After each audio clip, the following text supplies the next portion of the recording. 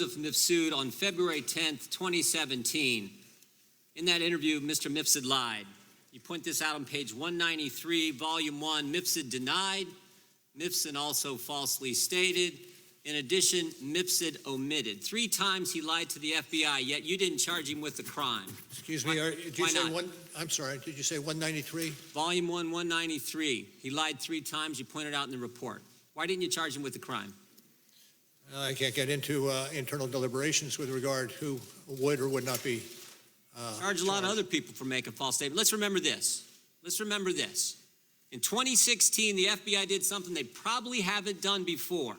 They spied on 2 American citizens associated with a presidential campaign, George Papadopoulos and Carter Page. With Carter Page, they went to the FISA court.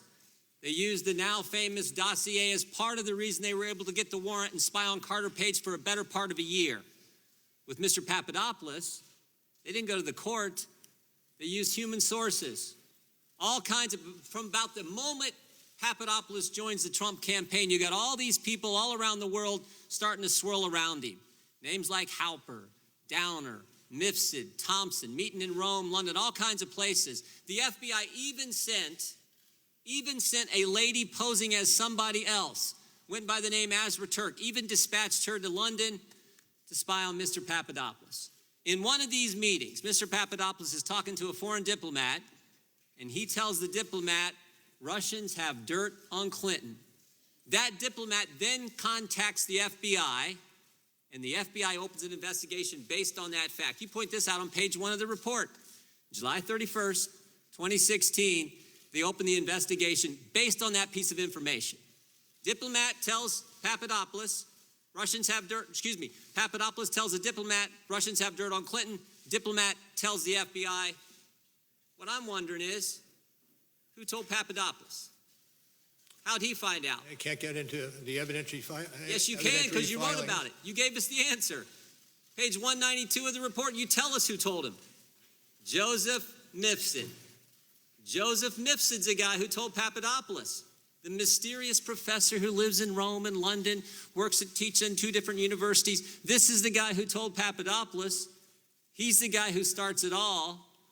And when the FBI interviews him, he lies 3 times, and yet you don't charge him with a crime.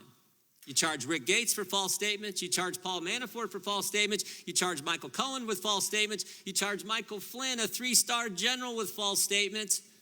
But the guy who puts the country through this whole saga, starts it all for 3 years we've lived this now, he lies, and you guys don't charge him.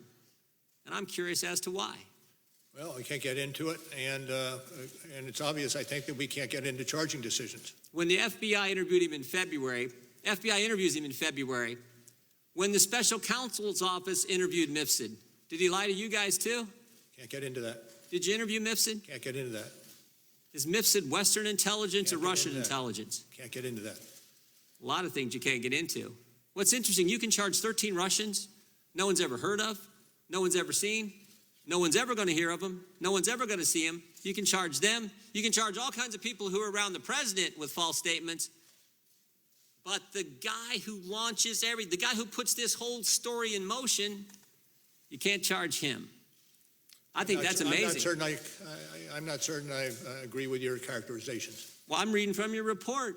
Mifsud told Papadopoulos. Papadopoulos tells the diplomat tells the FBI opens the investigation July 31st, 2016, and here we are 3 years later, July of 2019, the country's been put through this, and the central figure who launches it all lies to us, and you guys don't hunt him down and interview him again, and you don't charge him with a crime. Now, here's the good news.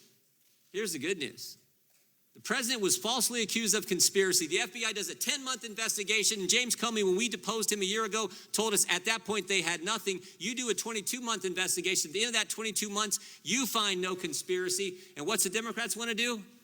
They want to keep investigating. They want to keep going. Maybe a better course of action is to figure out how the false accusation started. Maybe it's to go back and actually figure out why Joseph Mifsud was lying to the FBI. And here's the good news. That's exactly what Bill Barr is doing.